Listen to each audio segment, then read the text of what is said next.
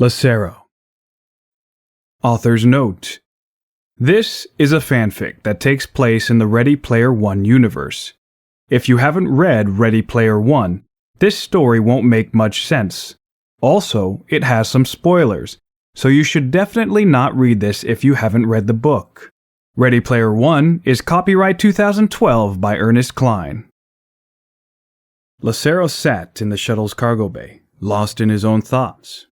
Actually, he was in a haptic feedback unit in his living room, but within the world of the Oasis, he was cruising across the sector in a dilapidated cargo ship based on the Eagle transporter from Space 1999. Two egg hunters, or gunters, sat across from him discussing their plans for finding Anorak's Easter egg. The woman, a techie, wore a skin-tight jumpsuit with numerous belts, each laden with technological gadgetry and weapons. The other, a man sporting a long gray beard, wore a blue robe decorated with occult symbols. Theirs had been a good partnership, effective in both magic and tech zones, and especially strong in chaos zones. "How about you, friend?" said the wizard. "Huh?" asked Lacero. "What will you do if you win?" Lacero rolled his eyes. "I'm not a gunter." The two adventurers smirked to each other, then turned back to him. "Sure," said the techie. "You just happen to be a well-armed, high-level guy headed to planet Gygax?" "Yeah, come on," said the wizard. "Thanks to that idiot Pendergast press conference last week, everyone knows about the Copper Key Clue, and it obviously refers to the Tomb of Horrors. Every gunter in the Oasis is headed to Gygax nowadays. There's no official Tomb of Horrors zone there, but seriously, where else could it be?" "Fine," Lacero sighed. "I'm looking for the Easter egg, but I'm not a gunter." The techie frowned. "Looking for the Easter egg is the definition of a gunter, isn't it?" "No," Lacero said. "You gunters are part of the problem." The two looked at him quizzically. "The whole world's going to hell," Lacero said, "and Oasis is why. People care more about this collection of bits and bytes than they do about the real world." "Oh, come on," said the wizard. "Life's tough, yeah, but you can't blame Oasis. The fossil fuels ran out, corporations got too much power, and—" "Bull," Lacero interrupted. "That's just an excuse people use to dodge responsibility. The world is what we make it.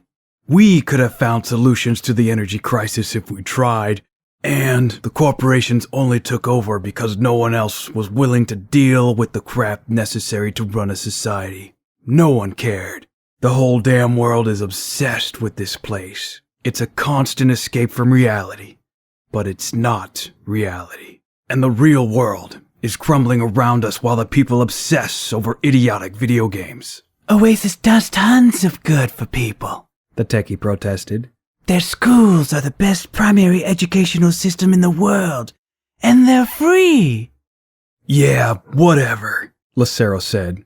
"A few PR stunts doesn't absolve GSS of their sins. You know what they are? Drug dealers. They sell escapism, and the whole world is addicted, and it's every bit as destructive as heroin. A few schools won't wash the blood off their hands." "Oh, come on," said the wizard. "What blood?" "My sister, for one," Lacero said darkly.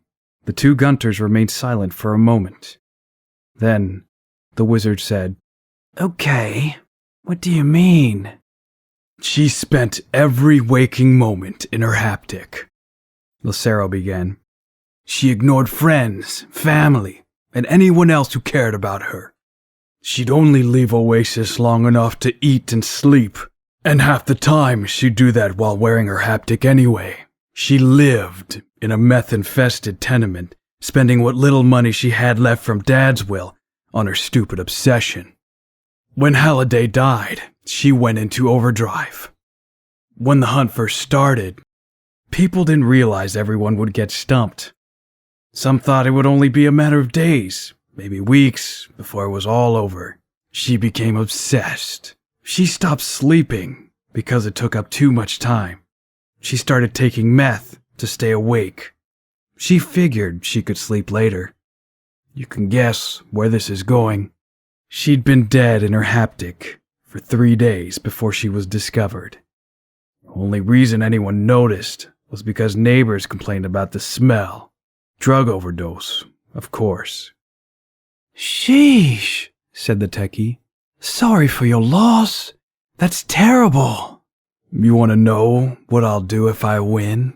I'll shut down GSS, dismantle everything it has, and sell it off. Oasis will be dead, and people will have to face reality. They'll be forced to live in the world they've been neglecting. Then maybe, just maybe, they'll start to make it better.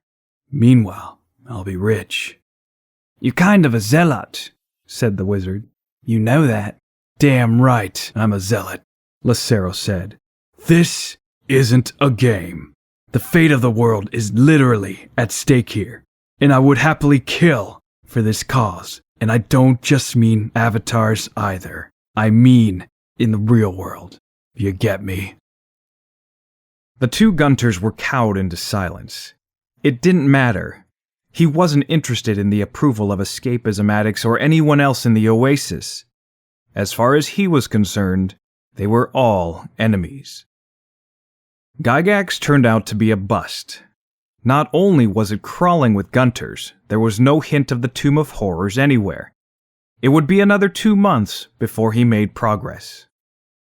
Having researched the matter thoroughly, Lacero knew that one of Halliday's first purchases when he got rich was a reproduction of the DeLorean from Back to the Future. It was a popular model of transport in Oasis and one of the game's original available craft. Of course, the time control circuits were just for show, and the flux capacitor did nothing. Oasis could do a lot in its simulation, but it couldn't make you travel in time. It would have to reverse the leveling and progress of all the other players. No, it wasn't possible. Or was it? There were numerous areas in the Oasis that were instant zones. That meant they would create a duplicate of themselves for everyone who entered. Each person would get their own private copy while they were there. It was a common video game technique dating back to the early part of the century.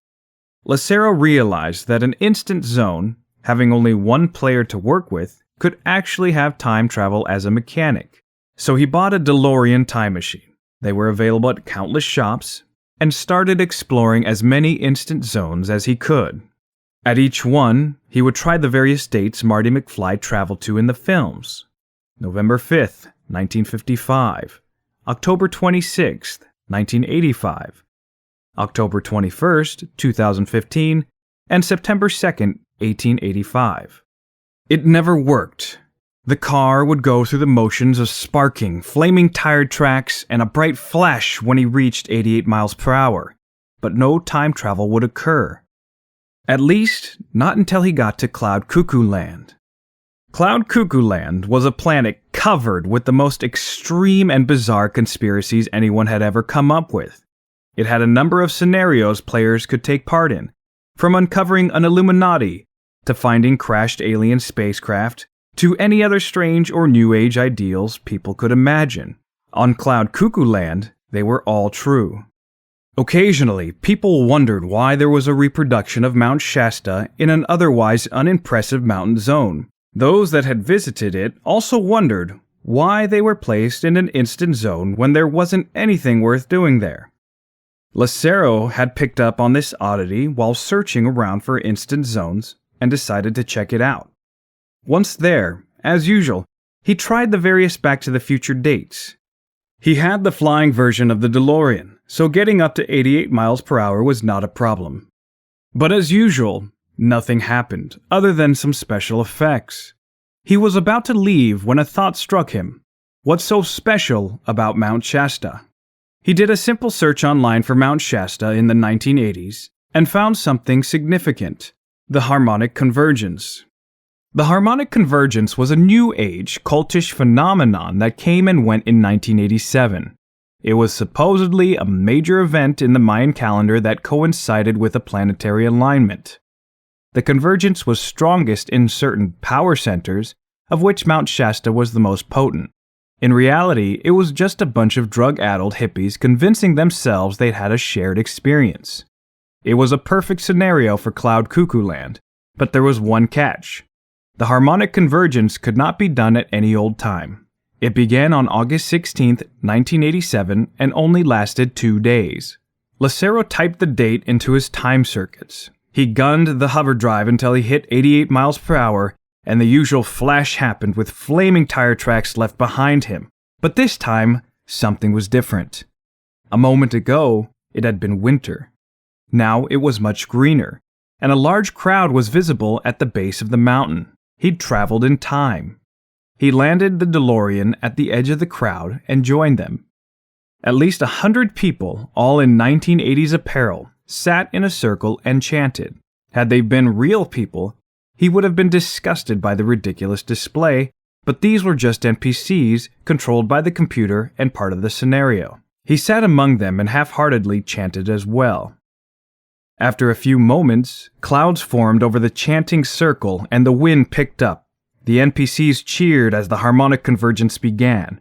Then, words appeared in the sky, and the booming voice of James Halliday read them throughout the heavens. You seek solutions to the gates, but know you what reward awaits. Like Kirk, Scott, and Chekhov too, the Genesis is all for you. Lacero laughed. He'd figured out the meaning immediately. At last, he saw a way to make it all happen. Everything he wanted, it could be done. I have to say, you tested in the 99th percentile of all candidates, said the interviewer. Thank you, said Lacero. It was one of the shortest hiring discussions we've ever had. You scored extremely high on intelligence and determination. Also, your knowledge of Halliday is exemplary. We believe you could be a valuable addition to the IOI family in our Uology division. Lacero nodded. Sounds good. We'd like to offer you a full-time job. The interviewer waved his hand and a contract appeared in the air. It flew to Lacero and hovered in front of him. We'd like an answer within 24 hours. Feel free to review the contract, but I can give you the basics. Free room and board at the Real World IOI headquarters in Columbus, Ohio. Medical, dental, 2 weeks of vacation per year.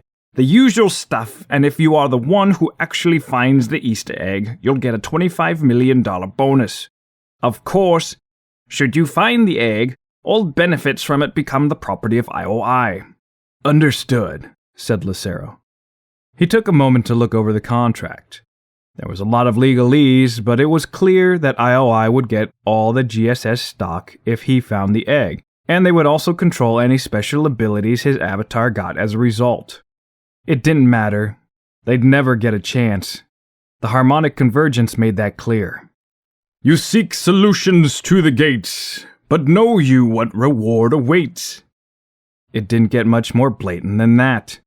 The clue wasn't about the copper key. It was about the prize itself. Like Kirk, Scott, and Chekhov too, the Genesis is all for you. The names mentioned were obviously all characters in Star Trek. While the TV show was from the 1960s, 4 of the Star Trek movies came out in the 1980s, right in Halliday's wheelhouse. Within the Star Trek universe, the Genesis device was an invention that could create life on a lifeless world. It would also destroy any life that was there to begin with. So the winner of the egg would have the power of life and death in Oasis. That was hardly notable. In fact, it was pretty much to be expected. More important, though, was the mention of Kirk, Scott, and Chekhov. It was a reference to a specific scene. In the 2 movies related to the Genesis device, there was only one scene where those 3 characters and only those 3 characters did something together. When they entered the self-destruct codes for the Enterprise in Star Trek III, The Search for Spock. So there it was. The winner of the egg would have the power to destroy the entire Oasis. It was Lacero's dream come true. If he won, he would activate the self-destruct immediately. That would be it. IOI could cry about it later, and they'd probably sue the pants off him. They might even try to kill him out of spite.